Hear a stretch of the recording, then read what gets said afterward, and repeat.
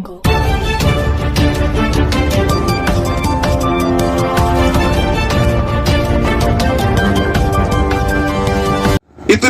महाराज जी आदमी कुत्ता पालता है और अगर उसे कहे सब तक वफादार हो, अगर उसके आगे तो भी 4 बार भोजन ठालोगे वो भी झगड़ा करने को बैठ जाएगा।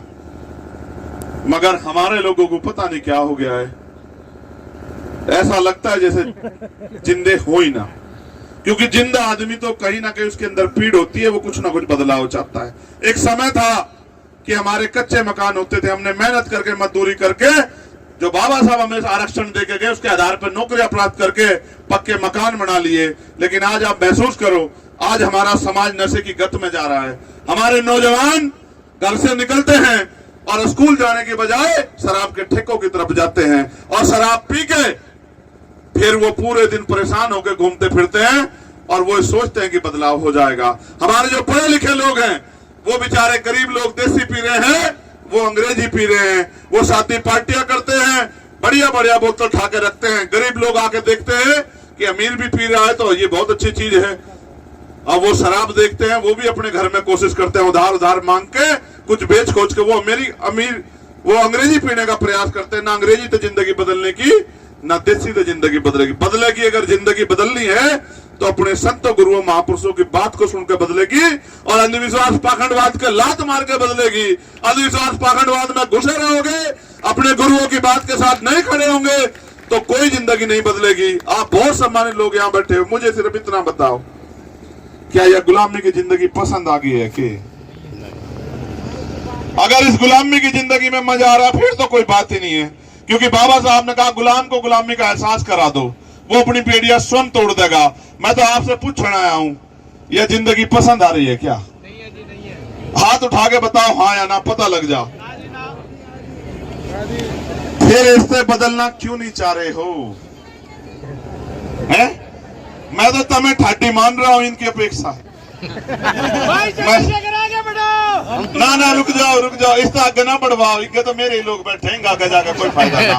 मेरी बात सुन लो, मुझे तो तम ठाटी लाग रही हो, ठीक है? थारी आवाज में भी जोर, पहले एक बार इनकी आवाज लगवा के हम पूछेंगे, जो पुरुष बैठे हैं कहे कि पुरुष ताकतवर हो, मगर ये गलत फहमी थारी है।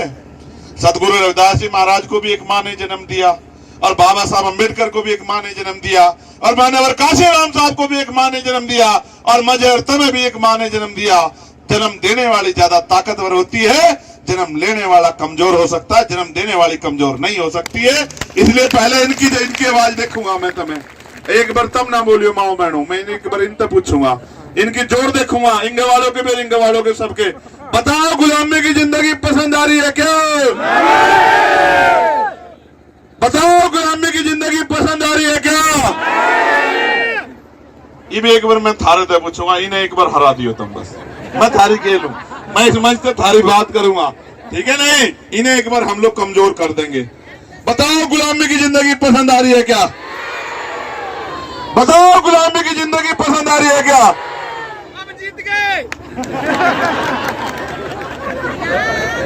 महाराज जी काम करते नहीं, जीत के बता रहे हैं।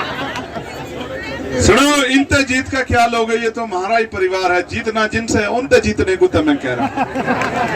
समझ रहे हो नहीं समझ रहे हो? इनसे जीत के क्या करोगे? देखो मेरी बात सुनो, आप तो पुराने लोग हो, सब समझदार लोग हो। किसान बीज गेर तो पता लगा ले फसल कैसी होगी, आप तो सब जानते हो। मैंने तो इन नौजवानों को, जिनको कह थे कि नौजवान नो सिखे होते, मैं नौजवानों में इतना बल पैदा कर दिया कि ये समाज के सम्मान के लिए गर्दन कटवा तो सकते लेकिन झुकन नहीं देने के, मैंने इनमें इतना बल तो पैदा कर दिया है। अब अगर आप इन्हें आशीर्वाद दे दो, और मैं कह रहा हूं हर आदमी की एक उम्र है, आपने भी खूब मेहनत करी, लेकिन क्या इतनी जोर रह गए क्या? ये जोर का काम इन्हें दे दो और इन्हें आप आशीर्वाद दे दो, तो मैं लिख के कहता हूं कि कुछ ना कुछ बदलाव इसी बार हो जाएगा। और अगर आपने ईमानदारी से, क्योंकि मैं भी हरियाणा माँ के महाराज जी लोगों, मैं आपको विश्वास से कह रहा हूं, महाराज समनदास जी को भी, महाराज सदगुरु रविदास जी, महाराज बाबा साहब को और आपको भी, और अपने सारे समाज को, कमजोर हक वंचित समाज को मैं पूरी जिम्मेदारी से बात कह रहा हूं कि मैं भी हरियाणा माँ के लगूंगा, क्योंकि ये जुल्म देखा नहीं जाता, ठीक है? भले ही मैंने जन्म वहां लिया उस माँ की कोख से, लेकिन मैं माँ बहने तो मैं सबको ही मानता हूं, लेकिन जब आपके साथ कोई अन्याय हो तो फिर देखा नहीं जाता। इसलिए मैं भी आके यहाँ लगूंगा। मेरा एक अपना चुनाव है पार्लियामेंट का, मैं उस पार्लियामेंट का चुनाव खत्म करके लोकसभा का, अगर मुझे समाज ने आशीर्वाद दिया, हमारे लोगों ने वहां मदद करी, सदगुरु जी के आशीर्वाद से अगर मैं वहां कामयाब हो गया, फिर भी मैं हरियाणा आऊंगा। क्योंकि मेरे वहां कामयाब होने से हरियाणा का काम आसान नहीं होगा।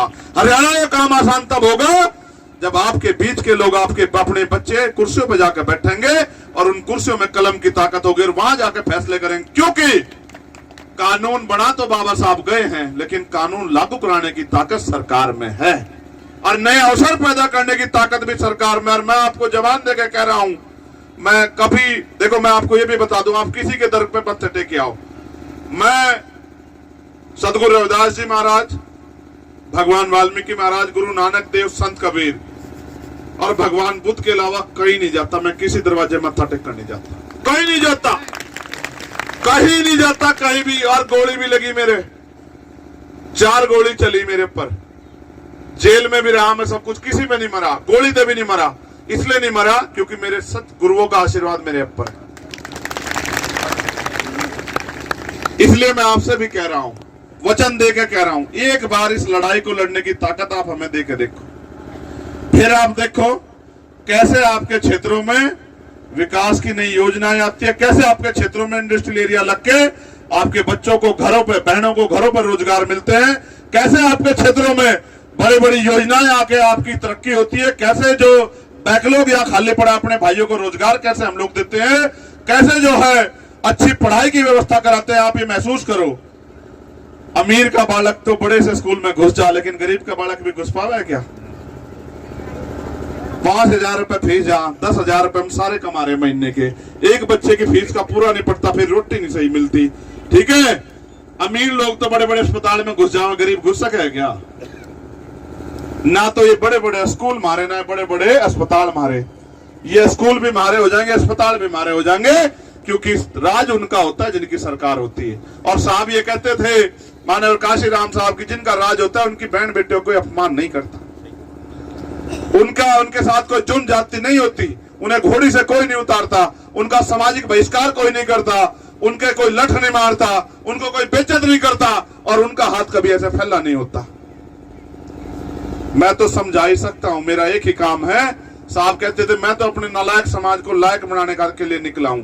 मैं तो आपको सिर्फ यही कह सकूं कि भाई जब तक मेरे अंदर जान है, लहू का आखिरी कतरा सांस रहेगी, मैं आपके लिए लड़ता रहूंगा, आपके सम्मान को झुकड़ नहीं देने का। जितनी हिम्मत होगी उस हिम्मत के साथ डटे रहेंगे।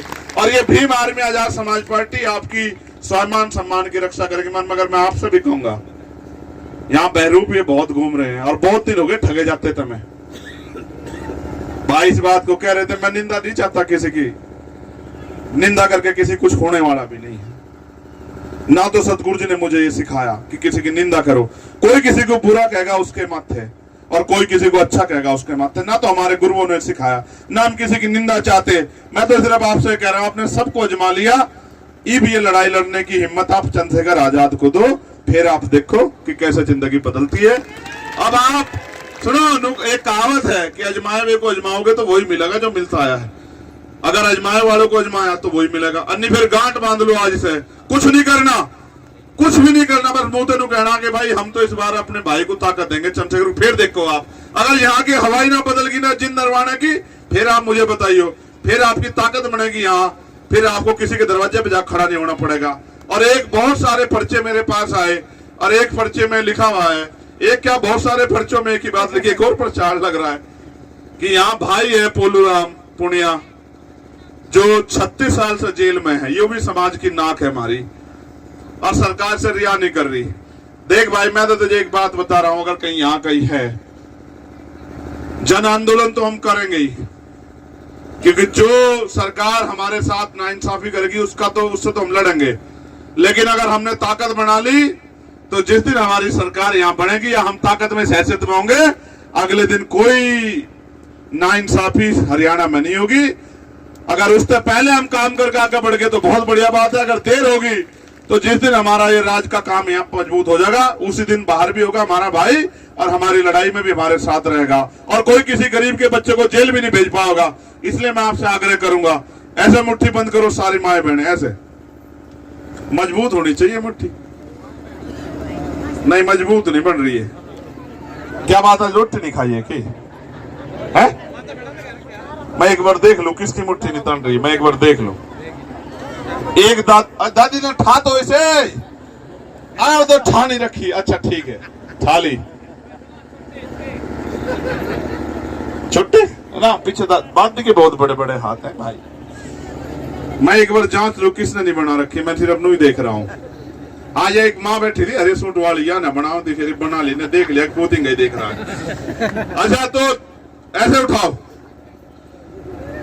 बोले सदगुरु रविदास महाराज की, भगवान वाल्मीकि महाराज की, सदगुरु रविदास शक्ति, सदगुरु रविदास शक्ति। अब दोनों हाथ उठाकर आशीर्वाद दो। छोटी बड़ी मत मानो, थारा सबका खून हो अधिकार बैठे, तम भी दो। तम एक थारी टाल हो रही है, जी भी तो गोली लग रही है। तम अगर पहले इकट्ठे होकर मदद कर दो, फिर थोड़ा कोई गोली मार सके। ये भी नाम